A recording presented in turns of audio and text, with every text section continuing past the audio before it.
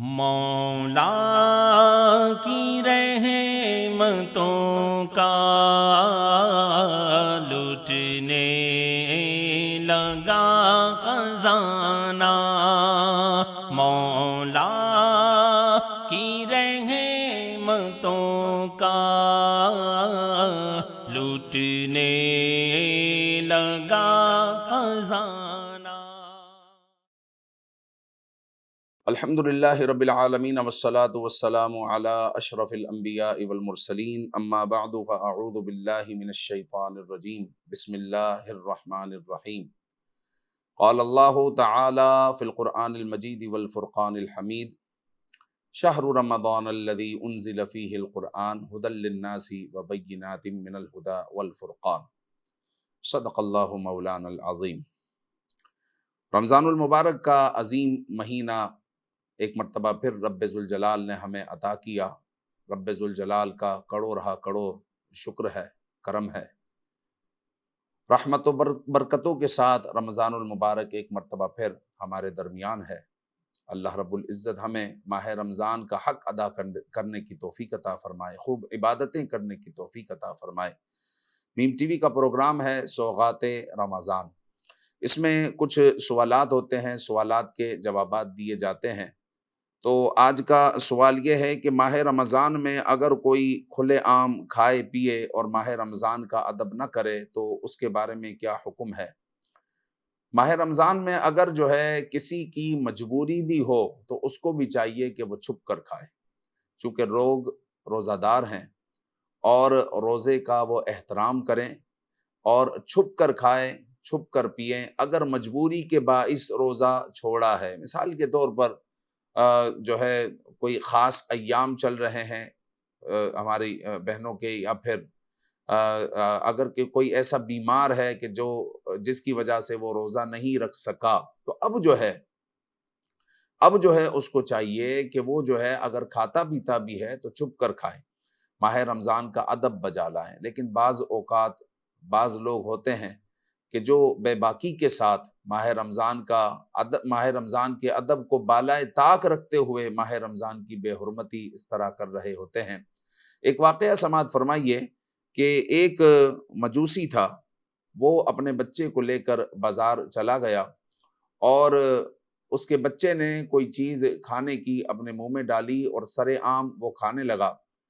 تو اس مجوسی نے اپنے بچے کو ایک تھپڑ رسید کیا اور اس کو ڈانٹا، اور اس کے بچے نے کہا کہ ابا میں نے کیا کیا، مجھے کیوں آپ نے مارا؟ تو وہ جو ہے مجوسی اپنے بیٹے سے کہنے لگا کہ تو نے بازار میں کھلے عام کیوں کھایا؟ تو وہ بچہ کہنے لگا کہ اس میں کیا پرابلم ہے، اس میں نے ایسا کیا جرم کر دیا؟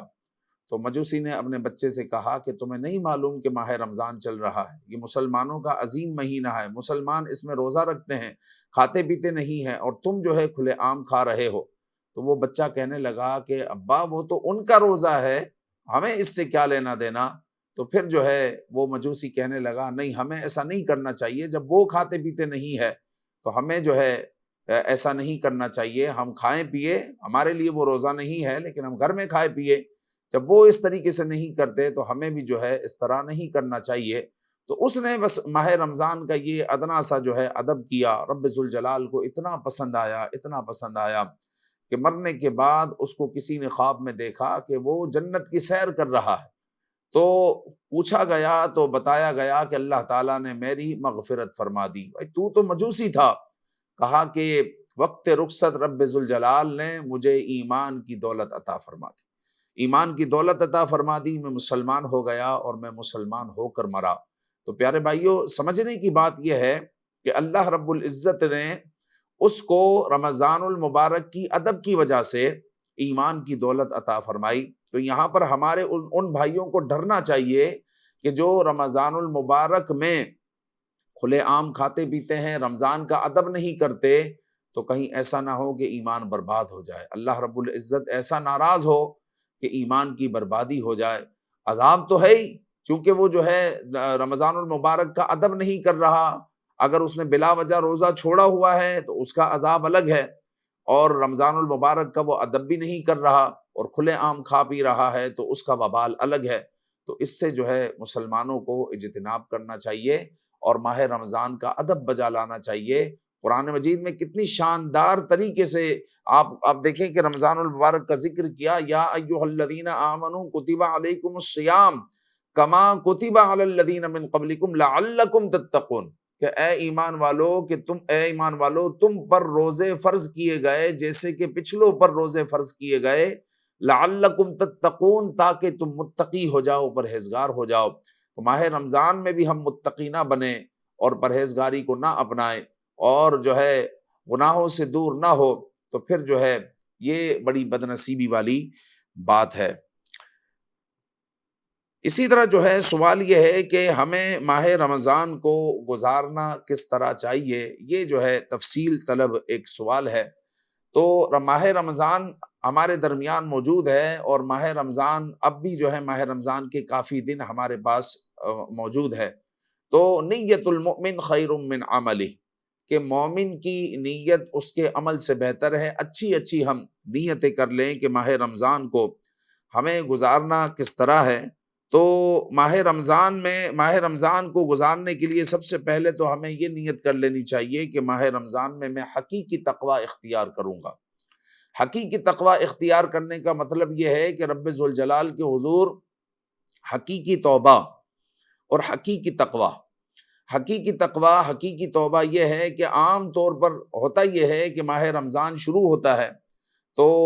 ہم نماز بھی پڑھنا شروع کر دیتے ہیں۔ ہمارے لوگ بہت سارے مسلمان جو ہے نماز بھی پڑھ رہے ہیں اور جناب عالی ذکر بھی کر رہے ہیں، قرآن بھی پڑھ رہے ہیں۔ ماہ رمضان کی ابتدا سے انتہا تک یہ معمولات چل رہے ہیں۔ ماہ رمضان کی رخصتی کے فوراً بعد سب کچھ ختم ہو جاتا ہے۔ مطلب تقوی اختیار کرنے کی کوشش تو کی گئی، لیکن اس تقوی میں جو ہے حقیقی توبہ شامل نہیں تھی۔ یہی وجہ ہے کہ ہمارے ذہنوں میں بیٹھا ہوا تھا کہ جب تک ماہ رمضان ہے تب تک مجھے یہ کرنا ہے، اس کے بعد معاذ اللہ نمازیں نہیں پڑھنی۔ تو بڑی آسانی سے ہمارے بھائی جو ہے نمازیں چھوڑ دیتے ہیں۔ تو ماہ رمضان کو کیسے گزاریں؟ تو ماہ رمضان کو گزارنے کے لیے سب سے پہلے تو آپ حقیقی توبہ کریں، رب ذوالجلال کے حضور حقیقی توبہ کریں گے اور پھر عبادت کریں گے، تو پھر عبادت کی لذت اور مزے کی بات جو ہے کچھ اور ہوگی۔ اسی طرح جو ہے ماہ رمضان المبارک میں ہمیں تہجد پڑھنے کا عظیم موقع ملتا ہے، جس سے ہم پورا سال محروم رہتے ہیں۔ ماہ رمضان میں جب آپ سحری کے لیے اٹھتے ہیں، گھر والے جب سحری نکال رہے ہیں تو آپ نے پوچھا ماہ رمضان کس طرح گزاریں؟ تو ماہ رمضان اس طرح گزاریں کہ ماہ رمضان میں ہماری کوئی تہجد نہ چھوٹے اور ہم تہجد ادا کریں۔ وہ اس طرح کہ جب آپ سحری کے لیے اٹھیں تو آپ جو ہے جب چہرہ دھوتے ہیں تو ساتھ میں ہاتھ بھی دھو لیں، مسح بھی کر لیں، اور آپ پاؤں بھی دھو لیں تو آپ کا وضو ہو گیا، اور پھر آپ صرف 2 رکعت نماز تہجد پڑھ لیں تو آپ کی تہجد کی سنت ادا ہو جائے گی۔ اور رحمت و برکتوں والی یہ نماز ہے کہ وہ نماز ہے جس سے جو ہے ہم پورا سال محروم رہتے ہیں، اور بزرگان دین پورا سال اس عبادت کو چھوڑتے نہیں ہے اور ہم جو ہے اس عبادت سے محروم رہتے ہیں۔ تو ماہ رمضان میں تہجد پانے کا بہترین موقع ہوتا ہے، تو اس کو جو ہے ہم نہ گوائیں، اس کو نہ چھوڑیں، اور ماہ رمضان کی کم از کم 30 تہجد ہم مکمل کریں۔ اسی طرح اشراق اور چاشت پڑھنے کا ماہ رمضان میں ایک موقع ہوتا ہے۔ تو ماہ رمضان میں آپ جو ہے کیونکہ جذبہ ہوتا ہے عبادت کا، تو ابھی سے آپ کوشش کریں گے، نیتیں کریں گے، تو انشاءاللہ العزیز اشراق اور چاشت بھی آپ ادا کرنے میں کامیاب ہو جائیں گے۔ پھر مزید یہ ہے کہ میں نے ابتداءً کہا کہ بھائی نے یہاں سوال کیا کہ ماہ رمضان کس طرح گزاریں؟ تو ماہ رمضان آپ یوں بھی گزاریں کہ آپ کی گزشتہ جتنی نمازیں قضا ہوئی ہیں وہ نمازیں آپ نے پڑھنی ہے۔ تو ماہ رمضان میں جتنی ہو سکے گزشتہ سالوں کی قضا نمازیں ادا کریں اور رب ذوالجلال کے حضور سچی توبہ کریں۔ یاد رکھیں پیارے بھائیو، اگر آپ کی توبہ میں صداقت ہوئی، سچی توبہ ہوئی، اور گزشتہ نمازیں آپ نے پڑھنا شروع کر دی اور اللہ کے حضور توبہ بھی کرتے رہے کہ یا اللہ مجھے معاف فرما، یہ میں نماز قضا کرتا رہا، اب میں نماز قضا نہیں کروں گا، تو انشاءاللہ ماہ رمضان گزرنے کے بعد بھی جو نماز کی آپ کی عادت لگ چکی ہے، انشاءاللہ العزیز یہ پھر عادت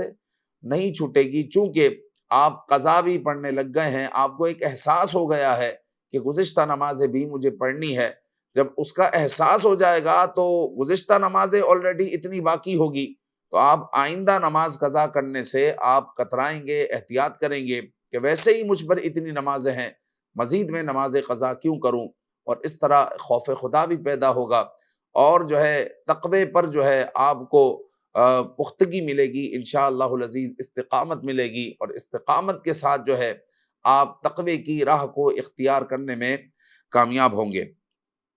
اسی طرح ماہ رمضان میں آپ ماہ رمضان کس طرح گزارے، آپ یوں بھی گزارے ماہ رمضان کہ ماہ رمضان میں آپ اپنی نماز کو درست کریں، اپنا محاسبہ کریں کہ میں اگر کمپیوٹر چلاتا ہوں تو بہترین، اگر میں جو ہے لکھاری ہوں تو بہترین، اگر میں پڑھتا ہوں تو زبردست، اگر میں جو ہے اپنی جس فیلڈ سے وابستہ ہوں تو اس فیلڈ میں اچھے سے اچھا کام کرنے کی کوشش کرتا ہوں،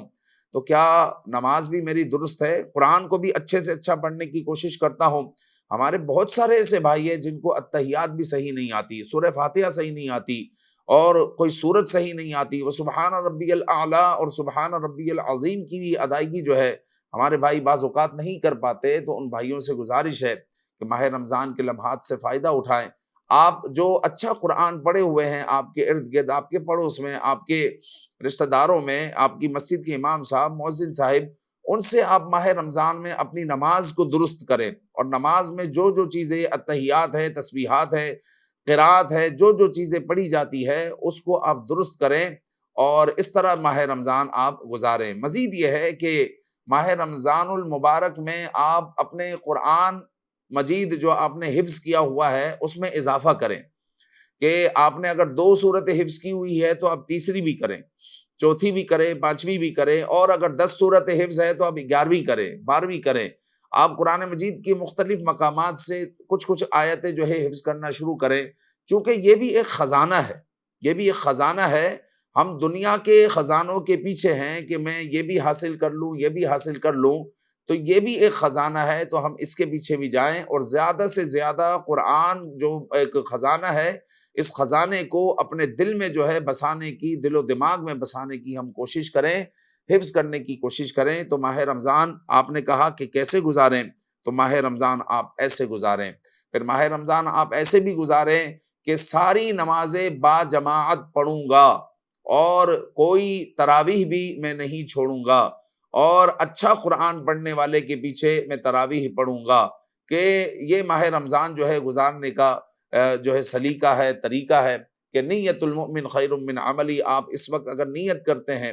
تو آپ جو ہے آپ کو ثواب ملتا رہے گا، اگرچہ آپ عمل کے قابل نہ ہوئے۔ اگر مثال کے طور پر ابھی آپ نے نیت کر لی کہ میں تہجد ماہ رمضان میں نہیں چھوڑوں گا، جتنی تہجدیں اب میں پڑھ سکتا ہوں میں پڑھوں گا، اور آپ نہ پڑھ سکے تو اللہ رب العزت آپ کو آپ کی نیت کا ثواب ضرور عطا فرمائے گا۔ اسی طرح جو ہے ماہ رمضان کو کیسے گزاروں، تو ماہ رمضان کو آپ یوں بھی گزاریں کہ آپ ماہ رمضان کے آخری 10 دنوں میں اعتکاف کریں، اور اعتکاف میں خوب رب ذوالجلال کی عبادت کریں، اور شب قدر کی تلاش کریں۔ اعتکاف کا مقصد شب قدر کی تلاش ہے، شب قدر کی تلاش کریں اور جو ہے عبادت کریں۔ اگر شب قدر نہ بھی ملی، چونکہ آپ نے 10 دن جو ہے اعتکاف میں گزارے ہیں، ان 10 دنوں میں کوئی نہ کوئی تو شب قدر ہوگی، تو انشاءاللہ تعالی اعتکاف کا جو مقصد ہے وہ یہی ہے کہ بندہ جب اعتکاف کرتا ہے تو عبادت میں ہوتا ہے، جب عبادت میں ہوتا ہے تو شب قدر کو وہ پا لیتا ہے، اور جو شب قدر کو پا لے تو قرآن کہتا ہے کہ وہ تو 1000 مہینوں سے بہتر ہے۔ یعنی ایک بندہ 1000 مہینوں تک عبادت کرے، اور جو ہے ایک بندہ جو ہے شب قدر میں عبادت کر لے، تو یہ شب قدر میں عبادت کرنے والا اس سے بہتر ہے۔ رب ذوالجلال ہمیں ماہ رمضان جو ہے اچھی طرح عبادتوں میں تقوی اختیار کرتے ہوئے اپنی رضا میں گزارنے کی توفیق عطا فرمائے۔ آمین بجاہ النبی الامین صلی اللہ علیہ وآلہ وسلم۔ مولا کی رحمتوں کا لٹنے لگا خزانہ، مولا کی رحمتوں